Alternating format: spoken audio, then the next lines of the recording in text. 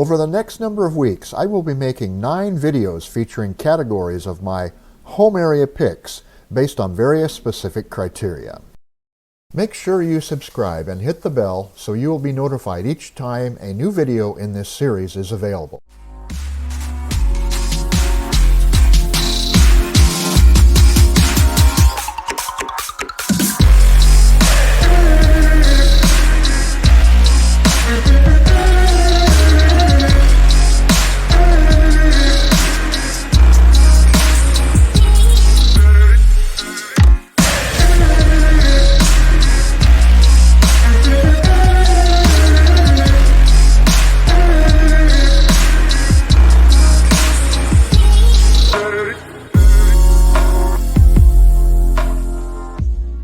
Hello everyone and welcome to this video.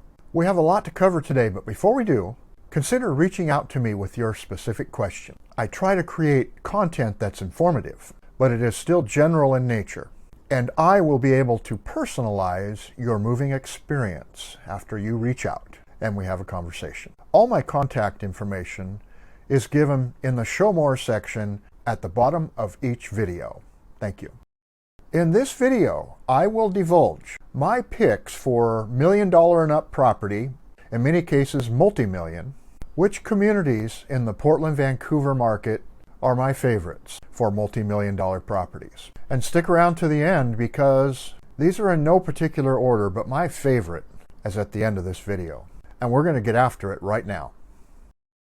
Okay, here we go. The first thing I want to do is apologize for not being able to get any interior pictures of any of these properties. These homeowners tend to be ultra private, and as such, and I tried, and as such, I was not able to gain access to the interior of any properties in these featured areas. And I am not authorized to repost any photographs that are featured in the RMLS. Now, if you're interested in a particular property or any of these properties, I can email you the full listing to the property with generally 35 pictures. But as far as a public broadcast, I am not authorized to do this, and so for this I apologize. You know, normally I don't promote the city of Portland in my videos. I think for the most part there are better places to live than in the city limits of Portland.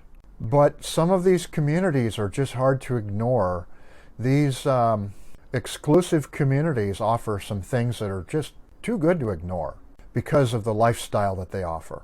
The reasons I generally don't feature property in the Portland city limits is that Multnomah County, which is where Portland resides, has one of the highest tax rates of any community in the United States. Schools tend to be spotty. In one area, they're good. In another area, they're poor. You have to really do your homework. The city of Portland does not have a handle on the homeless population. The large encampments that spill into neighborhoods are very much out of control. And in some very prominent neighborhoods like Laurelhurst, there is a huge homeless population in the Laurelhurst Park, which does impact everybody's ability to feel comfortable using that park. You know, the property tax rates region-wide do not vary that much. They all are pushing or at 1% of the property value per year.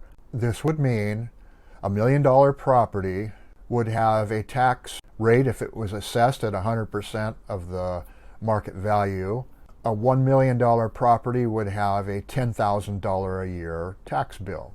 And all of the communities that I am featuring today have homes in $1 million on up. The Southwest Washington property values tend to be a little less than the Portland area. And so a comparable home in Southwest Washington, typically, the property taxes will be less than they are in the Portland area. Southwest Washington gets their tax money in other ways. They do have a sales tax, and this varies by community, but in the Southwest Washington area, it averages about 8%. But we've talked about this before. You can avoid most of the sales tax by buying your larger purchases in Oregon, such as appliances and so on. You will not get out of paying sales tax on cars, which you register in Washington. But Washington has no income tax. Okay, here we go. My first pick for multi-million dollar properties in the Portland-Vancouver area is Dunthorpe. This is a slice of the city of Portland along the Willamette River, bordered on the Willamette River on one side and Highway 43 on the other, which runs between downtown Portland and Lake Oswego. Many of these homes actually are on the Willamette River. Many of these homes have views of the Willamette River. These are very stately homes, hand-carved stone walls rather than poured concrete walls. This was a craft that was done 100 years ago when labor was much more available and less expensive. We just don't see these being built these days. Everything now is engineered stone and concrete. Highway 43 is a busy road, but not that much traffic ventures off of Highway 43 into the Dunthorpe area. There's really no reason to get off Highway 43 and travel into the Dunthorpe area unless you live there. There are no public boat ramps, there are no stores, there are no services to be had in the Dunthorpe neighborhood. So as a general rule, traffic is pretty light and it is limited to the people that live there. Most of the homes in this area were built at the turn of the century to mid-century. They have large lots, generally over an acre. They have mature landscapes. They have large stately trees, which are manicured by arborists. If you buy a home here, landscape maintenance will not be cheap just because of the scope of the amount of work that needs to be done here. And it is unlikely that you will take this upon yourself, as it is very labor intensive. There are homes here from the late 1800s to more modern and even contemporary homes. But in large, these homes are of prairie style, early American prairie style from the 1920s, or of craftsman influence, and even Spanish and colonial revival. But you will find these homes to, almost without exception, to be very well maintained. And many have been upgraded. Homes built at the turn of the century had smaller closets and lacked master bedrooms with en-suites. And many of these homes have been remodeled to more modern standards, but in keeping of the character of the original homes. The large lots here are typically flat and are bordered by tall hedges, which provide a tremendous amount of privacy, especially in the backyards. They provide for abundant outdoor living areas like patios with pergolas covering them with climbing roses and clematis and all kinds of cool plants. Very Europeanly influenced landscapes. This community is in Portland, Multnomah County, but I have seen no evidence here of homeless camps. I got a little scared in one of my videos when I saw a tarp that looked like a shelter, but no, it was just covering some building materials for a remodel job. You are miles away from shopping. You're 2 to 3 miles from Lake Oswego, which is a place you can get all of your necessities and a lot of your desires. But you're only about 30 minutes away from Clackamas Town Center and Clackamas Promenade, which you could get virtually anything you're looking for. These are local Portland Public Schools, but as Portland Public Schools go, they are good. You are 10 minutes away from downtown Portland if you're working in Portland. And overall, this just offers a very exclusive upscale lifestyle. The next pick for communities over $1 million is nearby Dunthorpe, and that would be Lake Oswego. Currently, the highest priced home in Lake Oswego is about $11 million, and this one is on the lake. Lake Oswego has long been maintained as a greenbelt tree city. Lots of natural areas with native plants and trees that have not been particularly maintained. Almost all native plants outside of the landscapes. So it has a little bit more of a closed-in natural feel than Dunthorpe has. Where Dunthorpe is generally flat, the homes around the lake in Lake Oswego tend to be quite sloped. But the homes here in Lake Oswego are at the top of the food chain in the Portland metropolitan area as far as price and exclusivity. There is a listing on the lake right now for about $11 million, but you can get property in the $2 to $5 million range on the lake. Lake Oswego prides itself on its schools, and as such they tend to pass a lot of school bonds, and those go on top of the county taxes, and so the tax rates in Lake Oswego tend to be one of the highest in the area. And add this to multi-million-dollar properties and your taxes are going to be expensive. $11 million home, 1% a year, $110,000 for property taxes. Many of these homes, for many of us, If we were given the property, we would not be able to afford to maintain it and just pay the taxes and maintenance on the property. And there is a reason why. This community has the nickname of Lake Ego. But in addition to the nice homes here, the schools are excellent. And you are living in Clackamas County, which generally adds another tier of desirability as opposed to being in Multnomah County, Portland. There are lots of other neighborhoods in Lake Oswego that are not on the lake. In fact, the majority of the homes are not. There are some really nice smaller neighborhoods on the west side that are near Interstate 5, which give great access to the freeway system, in the $1 to $3 million range for homes. Lake Oswego is an older community. There are still homes there that were built in the early to mid-century, but most of these, because of the property values there and the lack of expansion area in Lake Oswego, most of these older homes have been torn down, either whole neighborhoods torn down or onesie-twosies torn down, and new homes built, replaced with modern, more expensive homes. But there are no bad neighborhoods in Lake Oswego. Even in the oldest neighborhoods, which have not been revitalized, the neighborhoods here are safe. Lake Oswego has its own police department, its own city government, and as I said before, its own school system. So if you're looking for multi-million-dollar homes in the Portland-Vancouver area, Lake Oswego is worth a look. My next pick for homes over $1 million is the Portland West Hills. These West Hills are in southwest Portland and northwest Portland and flank the downtown core. If you like older, more stately homes similar to what we were describing in Dunthorpe and want a view of the city, this area is for you. The streets are winding and narrow. Some of the streets are wider, but these tend to be the collector road. The dead-end streets for the most part are very narrow. Much of this area was built when cars were Model Ts or Model As, and most people owned one car. And so many of these homes have one-car garages, but many of the homes have upgraded and added more garage space. These homes are almost without exception on steep ground. With a few exceptions, don't be looking for space to garden in, unless you want to do it with ropes to hold you on the hillside. But this provides for just spectacular views for almost every home on the hill. The styles are quite eclectic. There are a few contemporary homes that have been built, but for the most part, these are going to be homes like I described in Dunthorpe, the 1920s prairie-style homes, Craftsman influence, Spanish and colonial revival, and even a fair amount of Tudor style. This was a very affluent community when these homes were built. The common working man expansion was to the east of Portland, southeast, northeast Portland.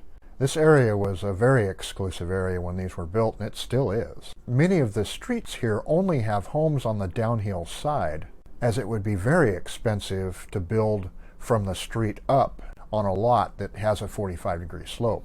This means that just about everybody has an unobstructed view of the downtown core and the Willamette River. Some of these homes are built with stilts rather than huge towering foundations. Homes here average in the $2 to $4 million range.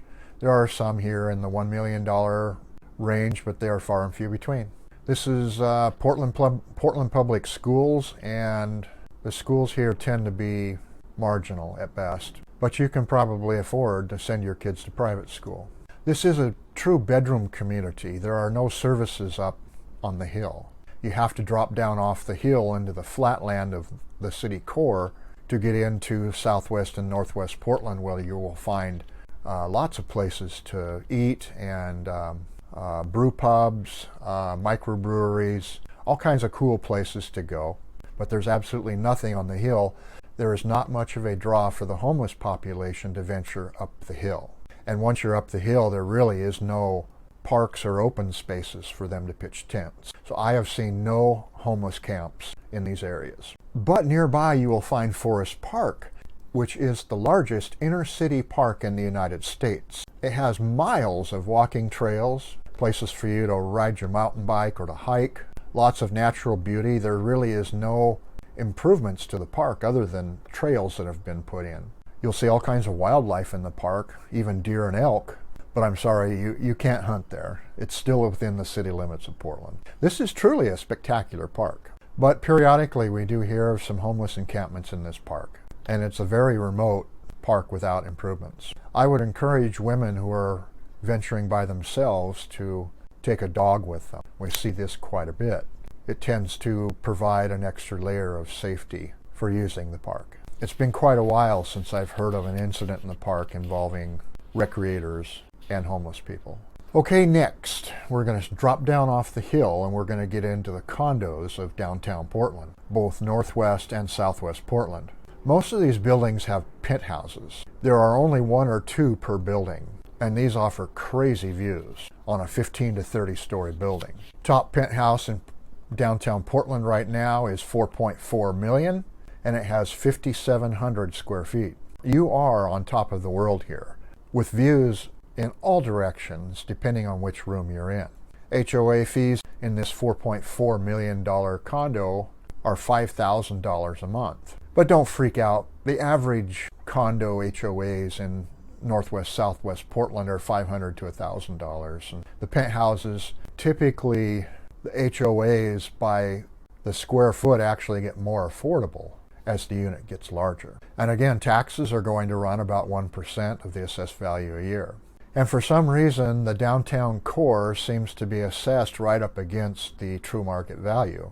The area typically is closer to about 80% of true market value, so the taxes here are going to be high. But due to the fact that this is condo living, you will have no cost or physical burden for maintaining the exterior of the building or the landscaped areas like you would in a home. This is the ultimate in inner city walkable living. You can walk or bike. There is abundant mass transit. You could easily live here and not own a car. I recently sold a condo here to a couple, and they decided to par down to 1 car. He would walk to work. He was fairly close to work, so he could walk to work, and she would drive to work, and they would just own 1 car. And this is very typical. Many of these condo units have only 1 condo space assigned to them, although if you're getting a penthouse, you're probably going to have at least 2. There's a very nice park in the Pearl in northwest Portland. It has a dog park for large dogs and small dogs that's fenced. They have a fenced child area with playground equipment, and they have a large open grassy area with paths that perimeter the grass. It's a great multi-use area, and we see many families there, the parents and kids both, utilizing this park. And being that you don't have your own backyard, these parks are important. On the southwest riverfront, there are riverfront parks, and these are awesome as well. There's also a pedestrian and mass transit bridge that no cars go over, and it's a beautiful bridge, and it's an awesome place to walk and enjoy the scenery. Okay, the prices here in downtown Portland are down about 30% from their peak a couple years ago.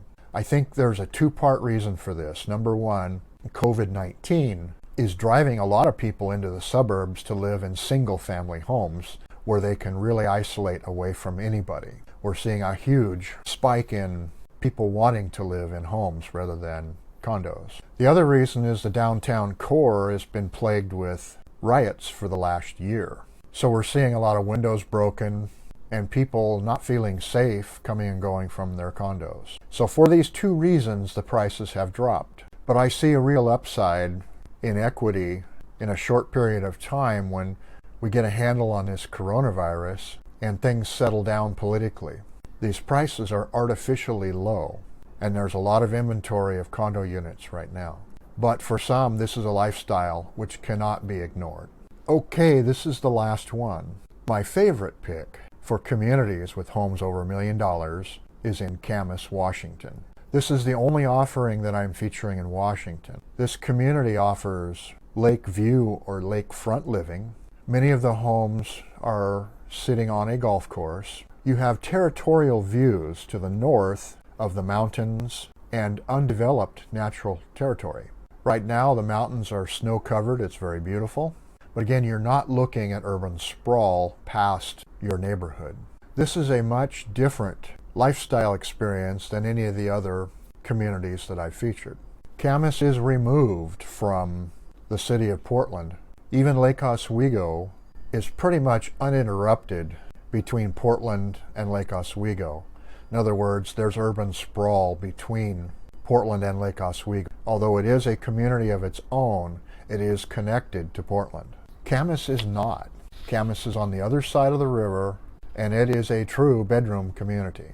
One thing that may appeal to some of you is that Washington has no state income tax. The traffic in the area is much less congested than in the Portland area. You are 15 minutes from the Portland International Airport.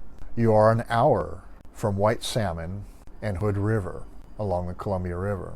This is the gateway to the high desert of Oregon and Washington. And you are still only 30 minutes from the cultural offerings in downtown Portland. The Oregon Symphony, concerts, professional sports, etc. Really, you could be in downtown Portland in no more time than it would take you to get there from most of the other communities that I've featured. You are close to the port of Camas Washington, where you can moor or launch your boat.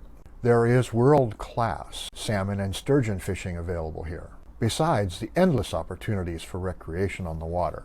Boating, you could go 100 miles to the west on the Columbia River and come to Astoria in the Pacific Ocean. There's sailing. There's generally a strong east or west wind on the Columbia River, and there is organized sailboat racing. Kayaking, you could take a boat and camp or picnic on Government Island. You can jet ski, paddleboard, windsurf. And speaking of windsurfing, you are an hour away from White Salmon and Hood River, and many people consider this a destination place for windsurfing. Like I said, the recreational opportunities on the river are almost endless. And this is available 10 minutes from your home. There's lots of hiking available. You are on the gateway to the Columbia Gorge scenic area. So there's tons of hiking available, great sightseeing, breathtaking view. And this is 15 minutes to an hour away. So this wraps up the 4 communities that I am picking for homes over $1 million. There are others, but these are my favorites. So until the next video, we'll catch you later.